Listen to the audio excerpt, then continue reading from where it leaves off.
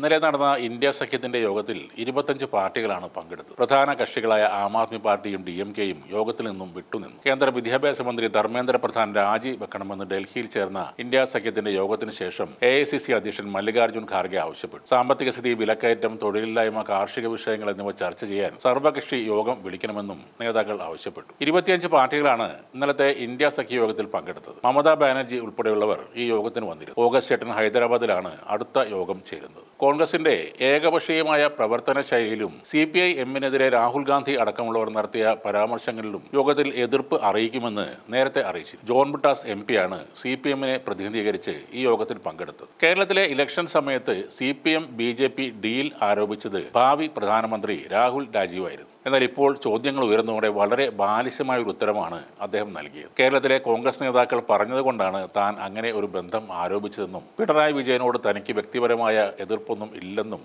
രാഹുൽ രാജീവ് പറയുന്നു. ഇദ്ദേഹത്തോടൊക്കെ എന്താണ് പറയേണ്ടത്? ശരിക്കും സഹതാപം അറിയിക്കുന്ന ഒരു വ്യക്തിയാണ് രാജീവ് ഗാന്ധിയുടെ മകൻ രാഹുൽ. ഇത്രയ്ക്ക് നിരുത്തരവാദപരമായ ഒരു നിലപാട് ഒരു പാർട്ടിയിലെയും ഒരു ലോക്കൽ നേതാവ് പോലും എടുക്കില്ല. വർഷങ്ങളായി അടുത്ത പ്രധാനമന്ത്രി എന്ന് വിളിച്ചു പറഞ്ഞ് നടക്കുന്ന ഇദ്ദേഹം ഇങ്ങനെയൊക്കെ പറയുമ്പോൾ സഹതാപത്തോടൊപ്പം പുച്ഛവും തോന്നുകയാണ്. ഇന്ത്യയെ വിഴുങ്ങുന്ന ആ വലിയ വർഗീയതയ്ക്ക് എതിരായി ദേശീയ തലത്തിൽ ഒരു കൂട്ടായ്മ ഉണ്ടാകും. അതിൽ ഏറ്റവും വലിയ പാർട്ടിയുടെ നേതാവാണ് കൂട്ടത്തിലുള്ള ഒരു തൊഴിലാളി വർഗ രാഷ്ട്രീയ പാർട്ടിക്ക് BJP-യുമായി ഡീൽ ഉണ്ടെന്ന് പറയുന്നു. എന്നാൽ അത് ചോദ്യം ചെയ്യുമ്പോൾ തീർത്തും ബാലിശമായ ഒരു ഉത്തരമാണ് അദ്ദേഹം നൽകുന്നത്. താങ്കളെപ്പോലുള്ള ഒരു നേതാവിനെ ഇന്ത്യൻ മുന്നണി എന്തിന് വിശ്വസിക്കണം?